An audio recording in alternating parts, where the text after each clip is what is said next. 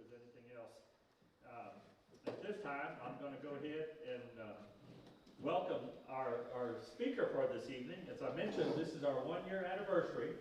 Bishop Brendan Cahill, in June 29th, will have been ordained as a bishop for the Diocese of Victoria for 9 years.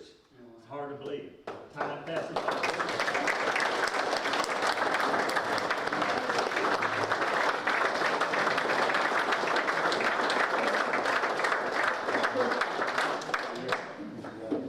We're honored to have him here. We kicked it off last year, and our committee decided what better thing than to have Bishop Cahill come back and enlighten us again. I will make a few comments. Known the bishop for quite a while now, and I know that at times he likes to, when he gives a talk, he likes to maybe have input from the crowd, and so many times he gets those questions beforehand so that he can kind of see, what are you looking at? What do you want to me to talk about? Well, we opened this up back in October to you. I submitted 26 questions to him on December, and right after that I got a whole bunch of Shiner, and there was another one who stuffed a ballot box, I believe. Right? Is that right? Yeah. So he had about 45 questions that were asked by you. So I don't know if he's going to be able to cover them all tonight. Unless he can, I know that. But anyway, it's just really wonderful to have him here. He's done such a wonderful job for our diocese, and I hope we have him for many years to come. Your Excellency.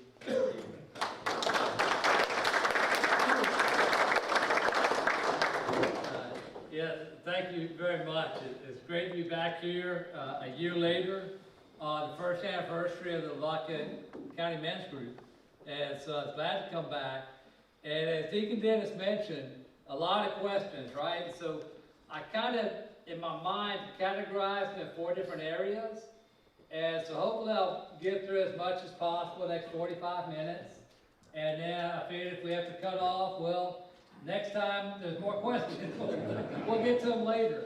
But when I kind of read through them, there's quite a few on discipleship. And what's my vision of discipleship for men in our area. And so I actually looked up kind of things I've written in a little folder I have that goes back to like 2017, but just some notes I wrote over the years of evangelization and kind of seeing like a men's group like this as kind of a fruit of prayer and work, and kind of see where we're going to head forward. But kind of one of the things that will be real clear, I guess from my experience and my prayer, is small groups. Like joining a group of men that can pray together, pray for each other, pray for the families, and ask God's grace to bless our families.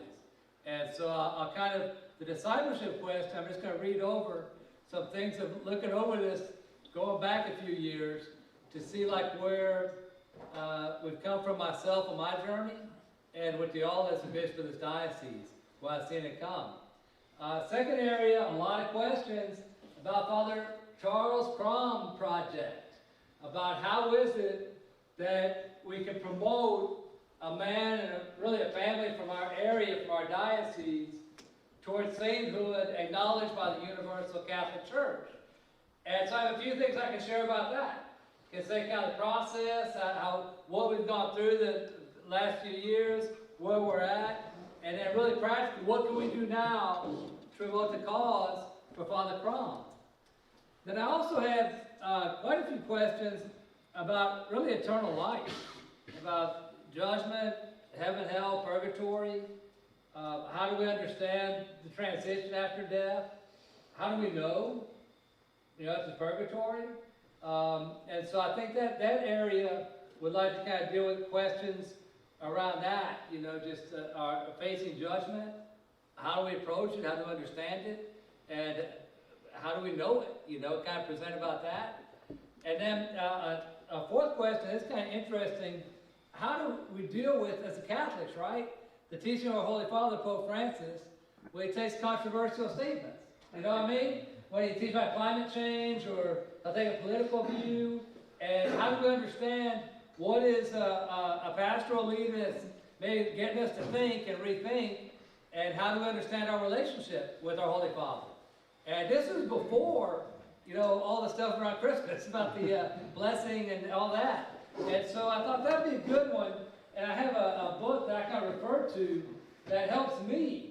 But also, as I'm looking at it, I will say one thing has changed. Like when I was studying, I went to school in the 80s and 90s, right? So we're writing about these topics, about teaching and everything. There were no cell phones or social media back then. So it really was, it was like the Pope, maybe if the Pope said something controversial, if he sent out a letter, it'd take a few months to get around, and you read and respond and all that. Whereas today, it's like videotape and right away, everyone's responding and all that. And sometimes I say, well, let's see what he actually said, because we're all responding to what we're hearing people say he said. And I find, at least for me, what I found is when I go to the Vatican website and see what did the Pope actually say, I'm much more calm, because I say, okay, he's challenging me, I have to think about this, but he's promoting the Catholic faith in its fullness. And so I think part of that is just the world in which we live, and maybe to talk about that a little bit. But those are kind of 4 areas. We'll see where we get to today, you know, as we go through. But I'll start off with discipleship, because then I saw on the board, this is what the goal is, help men grow in discipleship, right? It's kind of a shared vision. The little personal thing, it's been 9 years. It was April 23rd, 2015, where I came to a press conference in Victoria, really to announce Bishop Fellhauer's retirement. But the Bishop Fellhauer will retire, and I would be his replacement. And Father Bob Nippenberg, the question and answer, he asked me that day, do you have a vision for what you want to accomplish in the diocese? And I remember back then, I told Father Bob and everyone, I said, just myself, the way I am, I don't want to impose my vision on a community. I'd rather get to know people first and see what comes up as we talk, as we get to know each other. And so it's not that 2015 I came and said these things. So I looked at kind of these notes, these papers I saved. It kind of developed over a few years. And some of the things when I got here, starting off, I started doing a lot in Spanish, immigrant community, and I speak Spanish. So I started getting involved with Quinto Encuentro process. We're forming Spanish-speaking leaders in our parishes. My first year, my birthday is November 28th, and I'm kind of superstitious about spirituality, Irish superstitious. So November 28th, I got a call. They asked me to celebrate a Mass in Spanish in Schulenburg for a charismatic prayer group, a large charismatic prayer group. And so sure enough, my first year in Victoria, my birthday, I celebrated Spanish charismatic Mass, like 300 people. And they're dancing and praising God and everything. But a sense of, from the very beginning, I thought I need for Spanish language and reaching out, forming leadership in that community as one community. Then, almost from the beginning, and maybe just my own personal life, the need for families to be supported. I think I always feel like there's so much pressure in society. And not we all, but I think I can say we feel under attack a lot by just different things. It's like, basically sometimes I feel like, just leave me alone, let me live my life and be Catholic, and there's always things going on in the world. And so I thought we need to support our families with all the things out there that kids are facing and stuff. So by the end of the first year, by December 8th, 2015, we'd announced we wanted to start a counseling center for families. Father Gary Yarnock was very influential, had a counseling background, but I kind of thought for myself and listening to people to set a place where, you know, people can go, or kids that are struggling, and take away the stigma and just I need help. I can't figure this out. I feel depressed in this world, or I feel whatever, attacked all the time, and give a place, a Catholic counseling center where we could trust to get help. And so in the first year, we kind of started that counseling center, and how that developed with family life as kind of focus. And so the two things that kind of got me right in that first year was kind of focus on an immigrant community who want to feel accepted, or Catholic and want to be part of the community, and then families to give support and encouragement to families. And so this is something that happened like in 2017. I got a card, as a bishop, everyone wants to go to the workshops, right? So I get all these invitations, come to this, come to that, it's free, or it's like salespeople. Always got salespeople want to sell everything, every project, every program. We got all figured out. I'm like, yeah, right, you got to figure it out. And you get all these different things. But this one came, and it was from St. Paul Evangelization Society out of Franciscan University of Steubenville. And what intrigued me was they sent invitations to all 300 bishops in the United States. And they said, this conference will pay for you to come here, we'll take care of everything. All we ask is one thing. The one thing we want is that your primary goal is evangelization. Right? That's all they said. Primary goal is evangelization. And that intrigued me because I guess as you can get by what you're hearing already, I've always thought that's the primary goal, is reaching out. Bringing Christ to people who are thirsting for Christ. To have confidence in Jesus, to know Him, and to want to bring Him to others. And so I went to that conference in Steubenville, and there was like about 30, 40 bishops there. And it was interesting how they did it, but by the end of that few days in 2017, they asked me to write, what do you see in 50 years? 30 years, your long-term, vision for your diocese. And so this is what I wrote back in, this actually is moving ahead from 2017 to 2019. I said, what does the ideal evangelized diocese look like in 30 years? I said, our 10-county area is pretty stable in population. Probably anticipate about 350,000 as population, 125,000 as Catholic. Don't anticipate any need to build new churches. There are 50 parishes, 17 missions in the area, and they're spread pretty evenly distributed around the diocese. Don't have trouble with the number or quality of priests. Most dioceses can't say that, right? Our diocese, because I go to Ghana, and because we have our priests from Ghana, our young priests coming up, we're blessed with priests, right? But I wrote this, I said, we can anticipate 55 to 60 priests with 40 deacons to serve in the area, which we already are at. You know what I mean? That's the thing, we're already at. These are numbers that are not like it's going to be in the future. This is what we have here.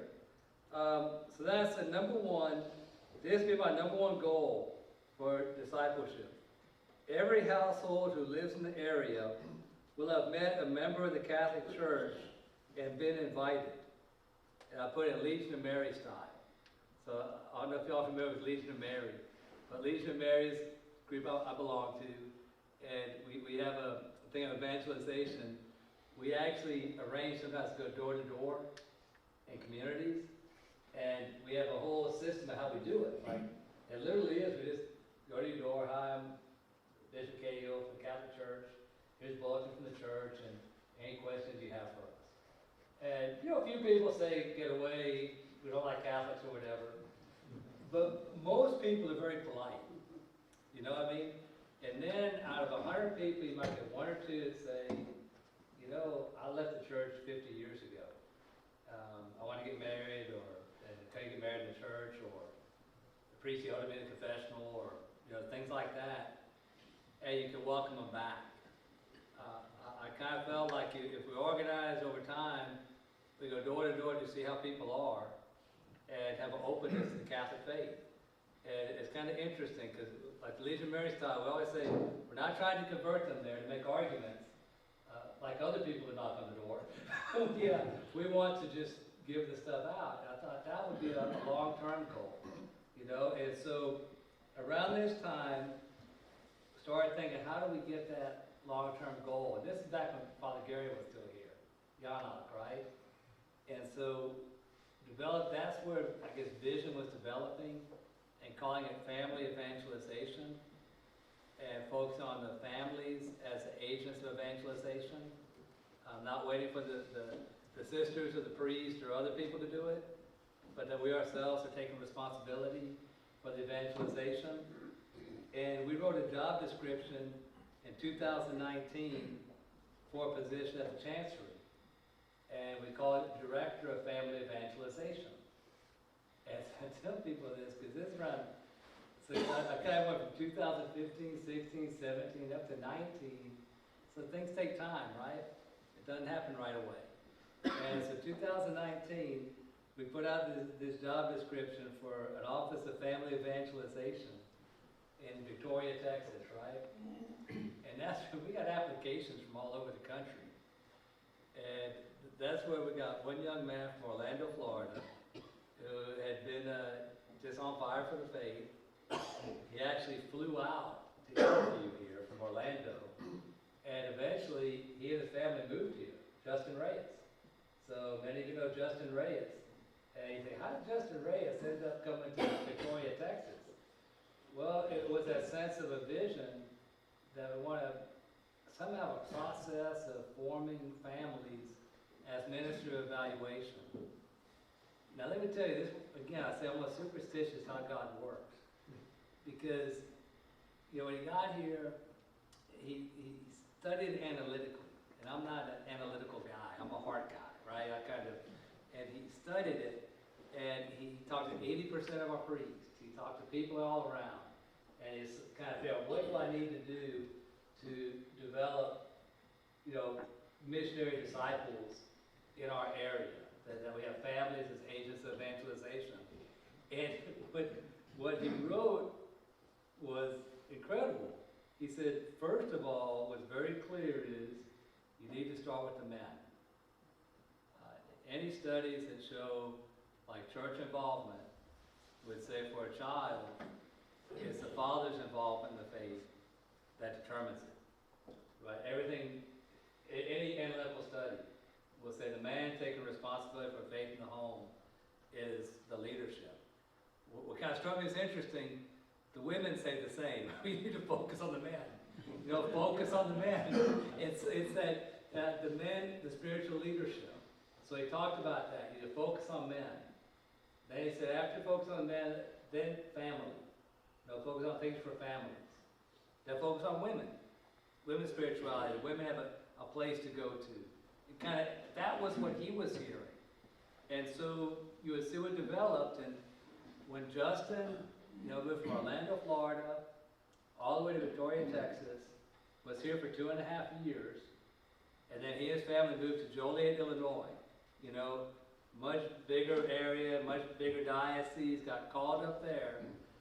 He talked about they were preparing for the third men's conference that started out very small during COVID, went through all of that, right? Second one was during COVID, kept plugging along, but now we have this conference, Lou Holt's coming, Justin Reyes coming back, right, to share with us kind of his thoughts and reflections. There's Father Dempsey Acosta, he does Bible in a year. You know, like Mike Schmidt, Father Mike Schmidt does Bible in a year in English. He does it in Spanish, and he teaches in Houston. He'll be coming here. Then in a sense to have a men's conference that can bring men together to focus on our spirituality and our faith. And then this group here, right, started 2020-30. That started to say men coming together to support each other in our faith. In a way, that's a vision for discipleship that develops over time. And I mean, to come here, I feel very hopeful, you know, as what we're doing, moving ahead in the world in which we live with all the challenges we face. And so people, like some of the questions were, like, what do I think is the most, what is the diocese doing to form disciples right now? And so in general, I'll say kind of these things. You see the men's conferences, Lavaca County Men's Group. Two kind of movements I would say in particular. One is, there's one that's called for marriage preparation called Witness to Love. And a couple of parishes have picked it up. But, I mean, again, if you can imagine this, because here we are in Victoria, right? Witness to Love is a marriage preparation process that a couple from Louisiana started. And I came over here, and the idea is that if a couple is seeking marriage preparation, they can choose their sponsor couple. You know what I mean? So y'all would be asking sponsor couples. It's like they can ask someone in their family or whatever, and what they'll do is they'll train them to help them be the sponsor couples. And that way you're getting two couples formed in marriage. And then you're forming a larger community. And this witness to love is a tremendous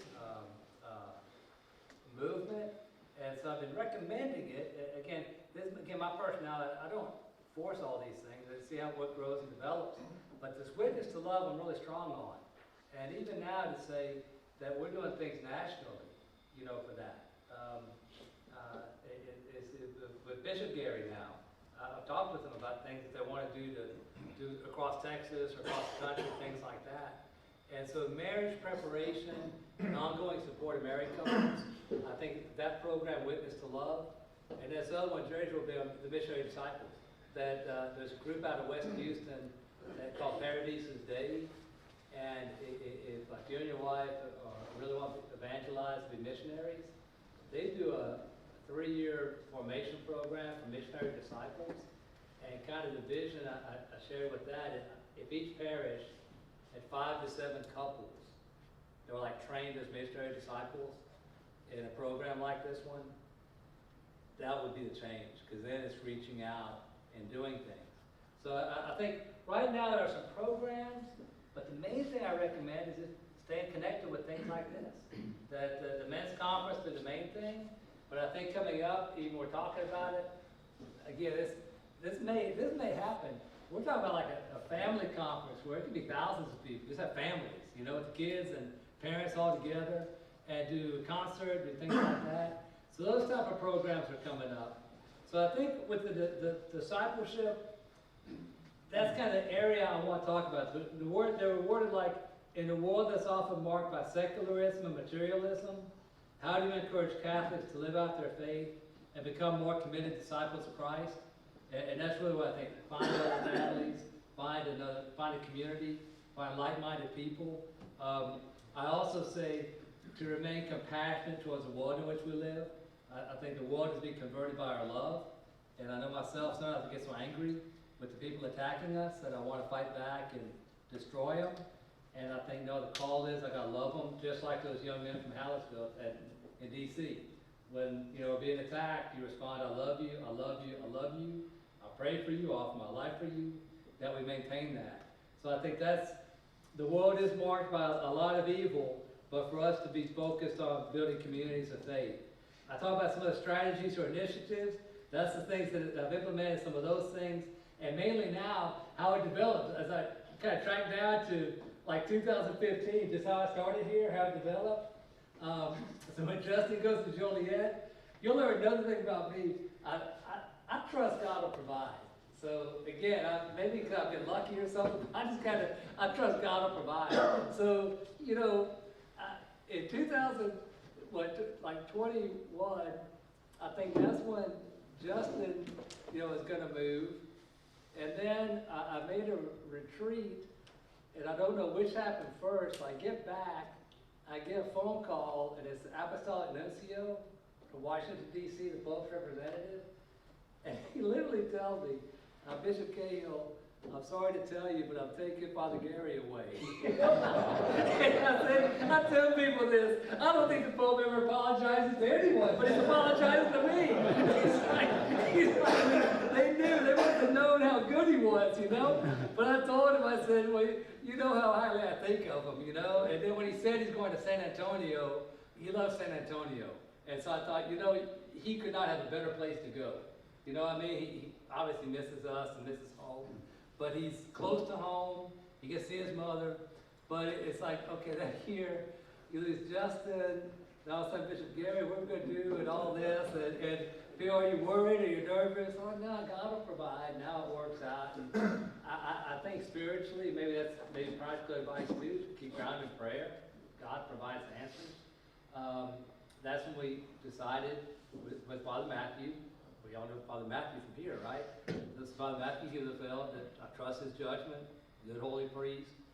He has his gifts and talents that he offers for the church. And so, you know, named the chancellor, and he's been fantastic. I mean, every day he's there.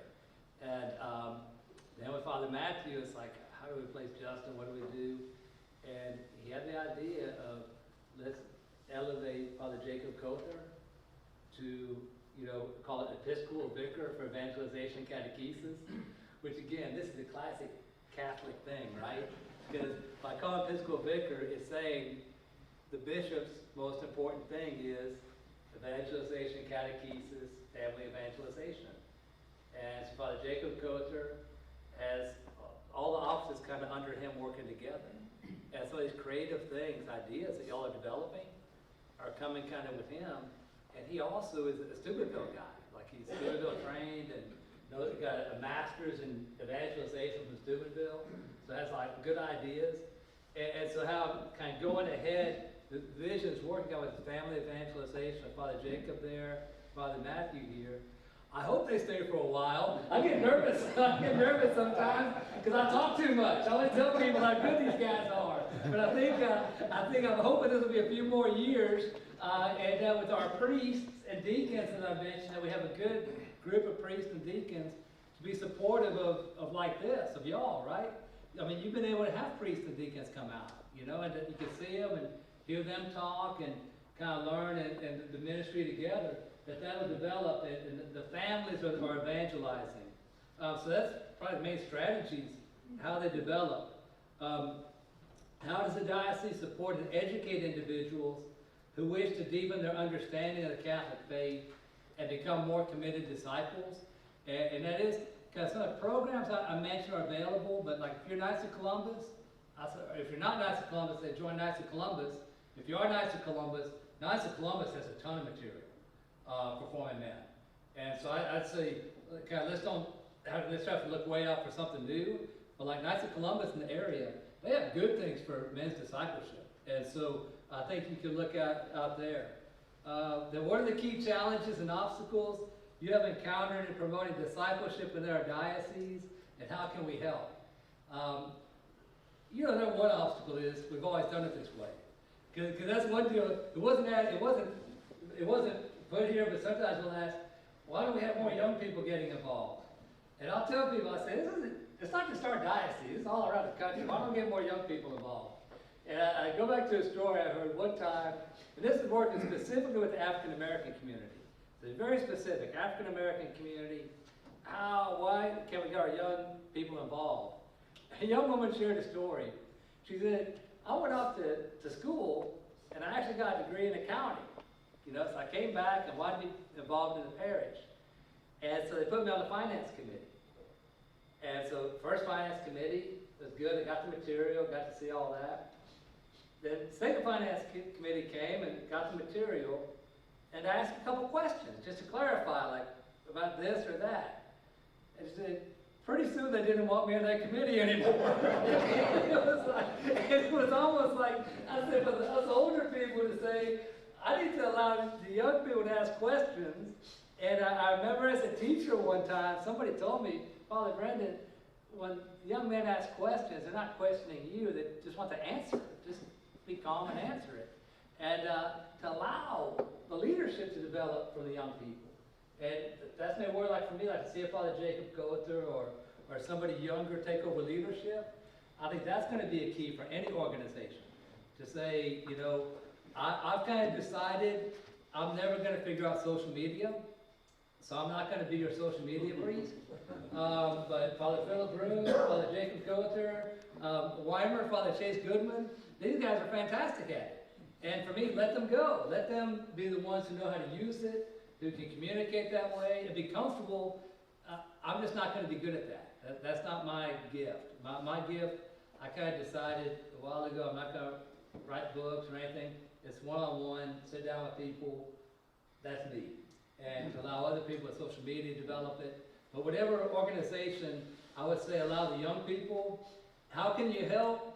Number one is pray, right? So Marian devotion is strong. You just, wherever prayer, rosary, whatever it is, just pray for the diocese.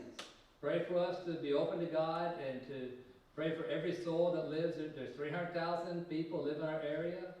Pray everyone can encounter Jesus, and at the end of the day, they'll be saved through Jesus Christ.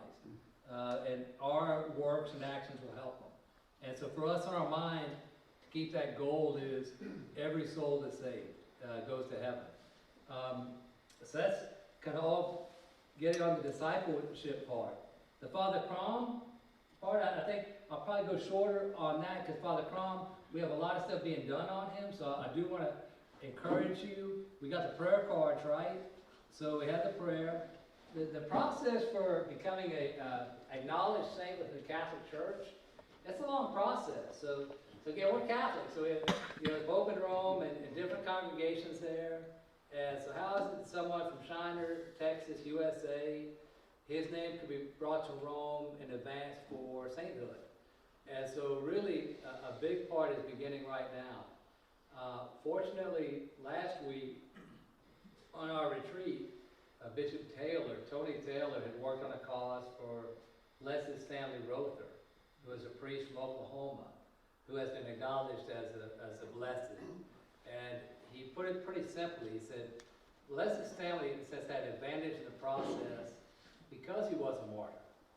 And so the key for him was proving to the Vatican that he truly died because of his faith. And so the process that he went through for Leslie Stanley Rother was interviewing people. Leslie Stanley was a priest in Oklahoma, had gone to Guatemala as a missionary, had come back to Oklahoma to visit his family when things were difficult because they were killing priests. And he went back to Guatemala to serve, and eventually he was taken out of his house and shot and killed. So that's, Leslie Stanley Rother was a true martyr. But even he, to get that acknowledgement, he said he had 8,200 pages of interviews. That he actually went down to Guatemala, interviewed all the people that knew him about his holiness, his sanctity, and all of that. And then he had witnesses that he had been taken out of his room and dragged out, and that he was shot because he was a Catholic priest, because of his faith. That it took all that time to kind of prove it. And so in a sense, that kind of gets fast-tracked. I mean, he's saying that's a quicker one. After all that work, all that evidence, they moved him out because he had been martyred. Others go a track for heroic virtue, which for us would be Father Charles Crom, is heroic virtue in his life and his testimony. And so early on, one advantage we have is Father Bob Nippenberg. I think when he's still at Shiner, he accepted to be the postulator of the cause. So Father Bob interviewed people who knew Father Crom, and so he collected it and has 200 or 300 pages of interviews and testimonies. He collected all his homilies, all the things that he wrote, has them collected, and it's kind of what Bishop Tony mentioned. I think we've done right. He says it's important to do that in the first 25 years because the witnesses die, right? It's just practical. And he said you want to have your interviews done, but then the next stage for us, and that's why I think this is what we're at now, it takes longer, is develop the devotion to him. And that it has to be shown that there is a continuing devotion to that man or woman.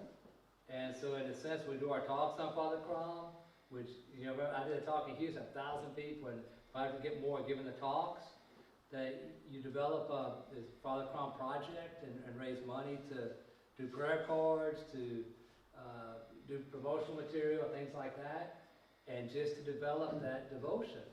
And so for us, I don't know how many years it takes, but for us now, it's developing that devotion for Father Crom and to pray for him for particular intercessions, to pray eventually for miraculous healings or graces received through his intercession. Right now, we're at that point. I was in Rome like right before COVID, so 2020, and I actually met we had a meeting with the congregation that does saints, and that was my question was, am I allowed as a bishop to name him venerable? Like some will say a bishop can do it because we've determined the holiness of life, we've done all of that. they kind of disagreed among themselves, and I never followed up on it, you know. I said, the most I could do on my own is maybe declare him servant of God. You know, it's like a title a bishop can give. But then when it goes to the Roman congregation, you have to have a lawyer. Father Bob knows the whole background. It takes a long time to do. But that the Father Crom case, I would say right now it's just to develop by promoting the book, promoting devotion to him and for his family, and then for the next generation to have it on. Because 2025 will be the 25th anniversary of his death, I believe. It's August 13th, 2000. And so I'd say to continue on that. But that's a lot of people ask about the Father Crom, right? That advancing that cause. And so I say right now, our main thing is promoting, letting people know about Father Crom, promote that devotion to him within our communities, and then to see how it develops. And so there's practical things sometimes we'll do, like even the materials we have, we would do a little shrine or something like that, something, you know, plays, because even, y'all would know that, like, they preserve Father Crom's materials, right? So part of Father Crom's story is that he used to type with a stick. So you have a stick in his mouth and type, and they have those sticks. And for us, that's sacred, right? Because there's a saint who touched it, and they're preserved. And so for us to make sure we preserve those materials, preserve the interviews, everything that's been taken, and develop the devotion. Saying all of that, some saints take 400 or 500 years, right? It's our Catholic Church. And so for us, it's that we know he could be in heaven right now, and he is. We can pray, ask for his intercession. The question is, when does it get acknowledged by the church? And the process, it just determines. It takes time. And so I know, like the Incarnate Word Blessed Sacrament sisters, Venerable Jean Marie, she's been 400 years. And she's found an order. She did a lot of holy stuff. It just takes a long time to get through. So I would say with Father Crom, to keep working at it is the key, and that it looks to me like he is, for us, that we continue growing the cause, you know, so continue talking about it, sharing it with people, and then people outside of here. It's like what Deacon Joe knows. They'll get things from South Carolina or North Carolina, other places, that's evidence of the saintliness being acknowledged. It's not just in Shiner or Victoria, but people outside are recognizing his holiness. The third area, I was thinking, here's this. I want to spend time on this because these are all probably more deep, personal ones. How do we know purgatory is real? If God is all good, why does he allow evil? If God is all loving, why does he allow suffering? Why are so many people against the Catholic Church? Kind of those type of questions that, to me, it kind of point to longer term, you know, judgment at the end and things like that. The way I try to answer them on a couple of ways is I say it seems there's two ways of looking at it. One is like in general, and one is particular.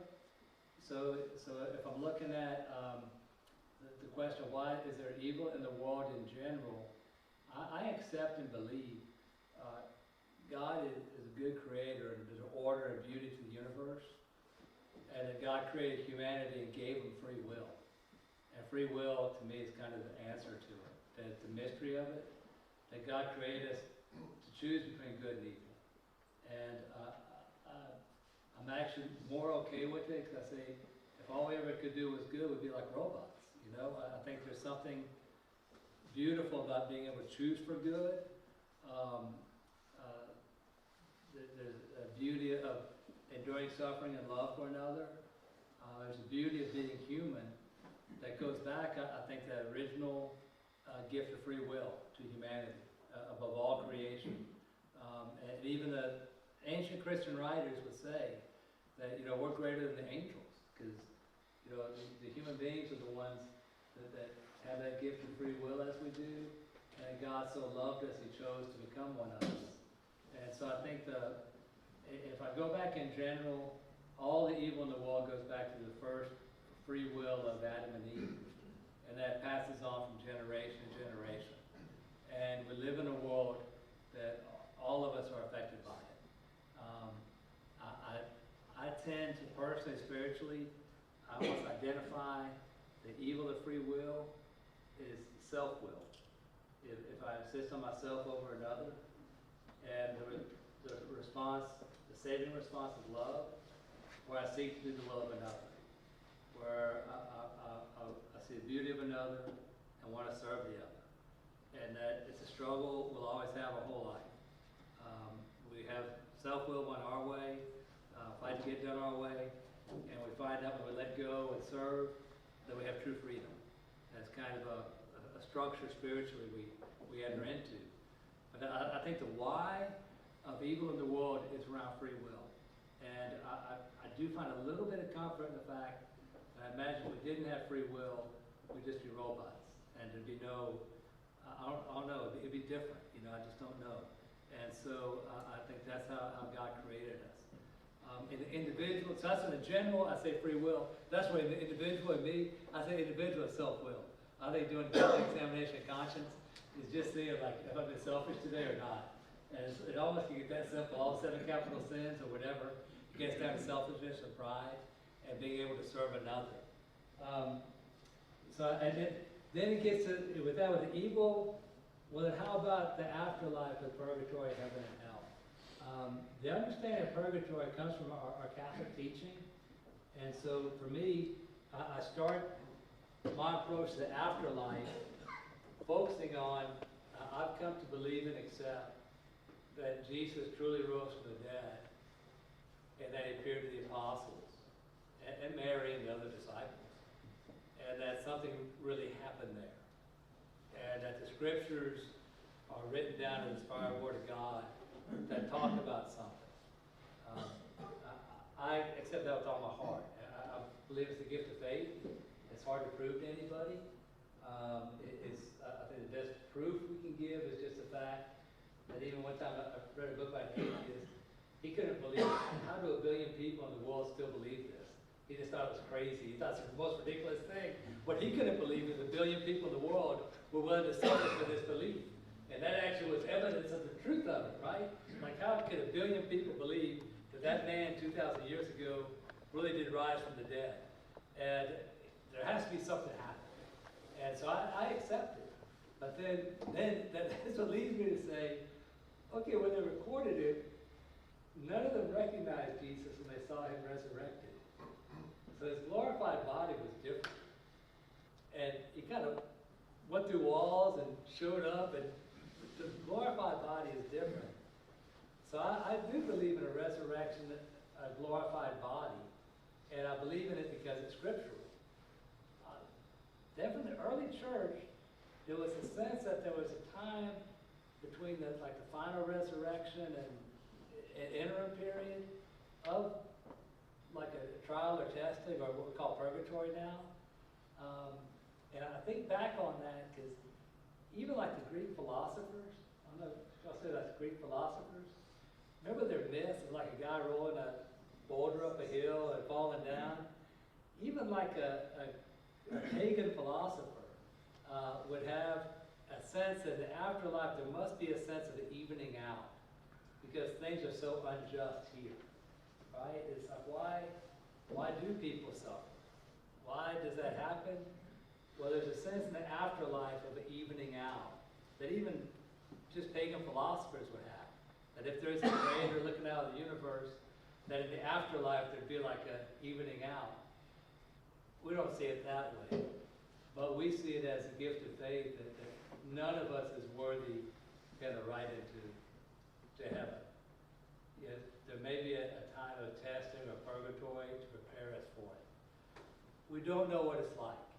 So the question of how do we know it, I accept that because it's teaching of the church and the tradition of the church. Someone wrote something recently that really struck me because he's another bishop, a very thoughtful guy. He's experiencing the death of his sister. He's really close to it. He's just like, we don't really know what heaven looks like. I mean, I hate to say, it's a great faith I have in Jesus Christ for the dead. I really don't know what it looks like. What's my dad look like right now? He's up there. But what this person wrote, just our capacity to think about it, draws us towards it. know what I mean? When you think about heaven, how beautiful it is, it's going to be beyond what we can imagine physically now, but that there's a sense of we'll need a purgatory to cleanse us, to prepare us for heaven. And so I think that's just been the traditional teaching of the church. And how do we know it? It really is a gift of faith. So that's one, I think, again, talking about that, I mean, you probably know, I know some people have seen people, talked to their loved one. And some don't have that experience.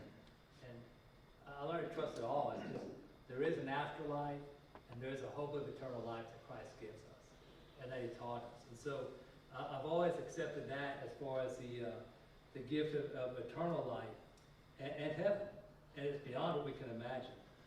I think now I'm going to, okay, 10 minutes talk about the Pope. Okay, we'll do that. And this is, I tell you what, there's a book, and this book I got the 1990s, and so what I really like is, and what was clear was this writer, he referred to something that was written in 1990, and the term we use is theological notes. So it's like the Pope says different things with different levels of authority, right? So not everything the Pope says, like we hear about infallibility, and actually infallibility is very rare. Like it's only, let's say, that's the Pope saying it's infallible, saying it's Catholic, it's like Marian doctrine, like we believe Mary was conceived without sin. That was when he declared infallibly, and it was in union with all the bishops, all agreed.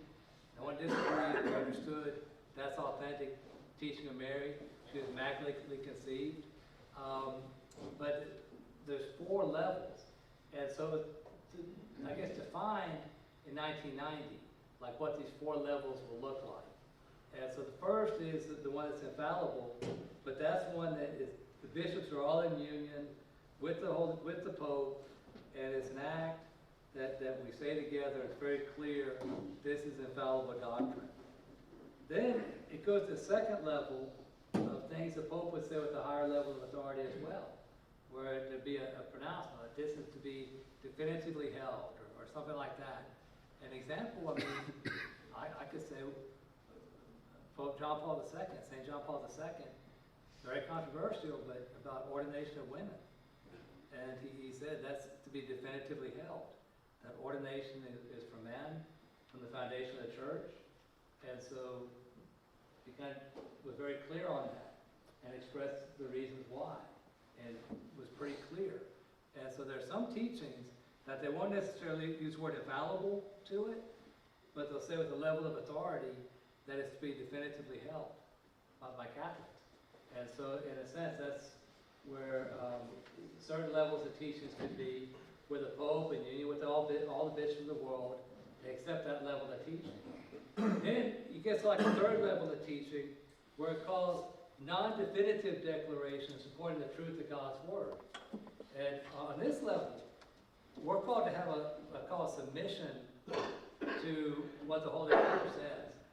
And kind of in my interpretation, this is Brendan Cahill speaking, it's my interpretation. I would say some of these is like that third level, where it's very challenging for us in the United States of America, where we're wealthy and most of the world is poor. And so he may say something like, we need to live more simply. We shouldn't use as much energy as we use. We shouldn't consume as much food as we consume. We need to share more with the poor countries. I mean, when he talks about the climate crisis, he's talking about the sense that there are places in South America and Africa and India where farmers are really struggling to farm anymore. And there is a change in the area. And he's saying we have to address that, because that's what's causing farmers to leave, despair, whatever. And so there is a sense of, he's saying that, not like infallible. I'm saying that it's not infallible, not definitive declaration. That's an interpretation of the Holy Scripture for our day. And it's that this is, as a leader of the church, and so where I accept it is, my sense is, what's he trying to tell me? So even if I get angry with it, I do think sometimes, man, he's picking on us or whatever. And it's like, no, he's challenging us. And I think for us to accept, we live in a world of 8 billion people, and we're this little part of it. And I think he's looking at the bigger picture. I know he's looking at the bigger picture. He sees it.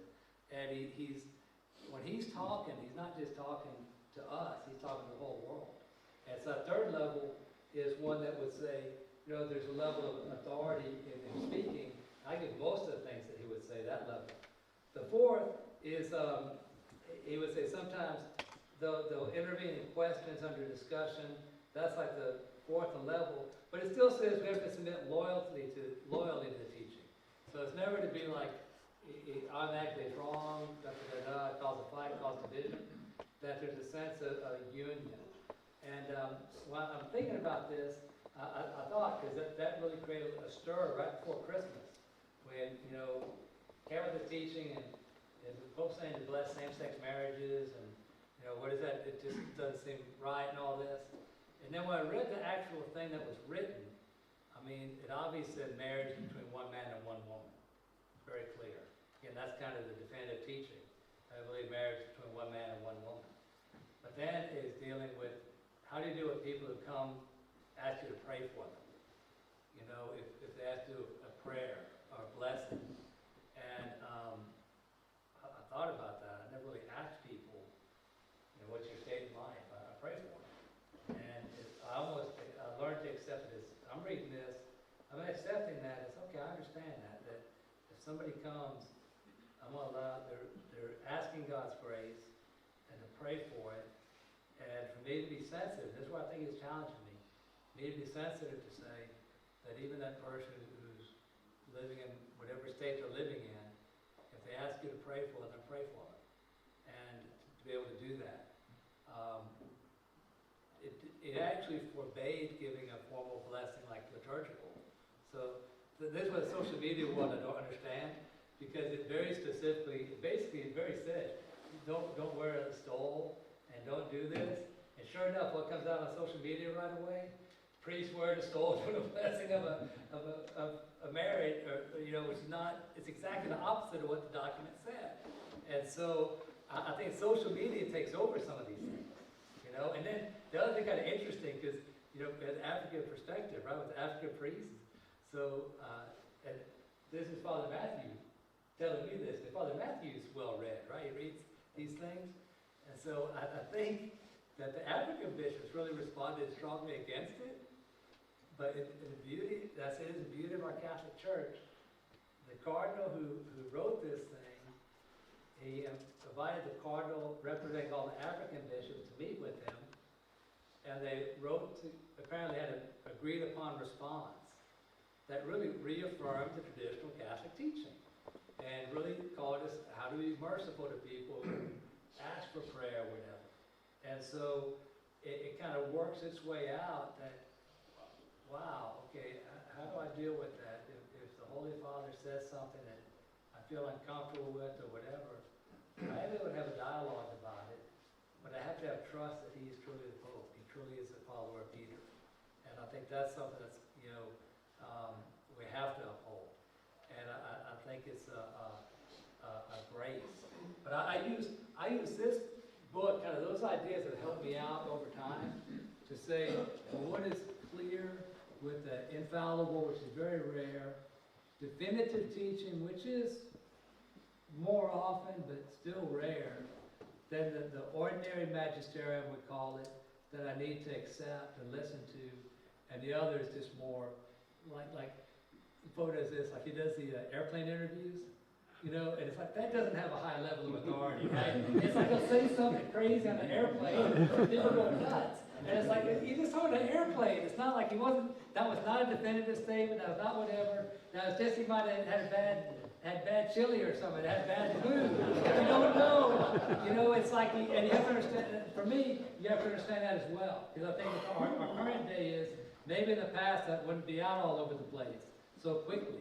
And I think I say for that, I say some of it, what I've had to do, you talked about Fox CNN earlier, because I actually did that. I gave up Fox CNN for Lent one time. And yeah, you're absolutely right. That 6 weeks later, I went back, the same story. And it's all about Trump. Both sides, that's all I can do. They either love him or hate him. They won't talk anything else, you know? It's like there's a war going on over here. There's people starving here, and all I can talk about. And so now actually, I gave up cable. So I don't have cable TV anymore. And it saved me a lot of money, a lot of stress. But I did think about that, because they do capture you, don't they? We talk about secularism.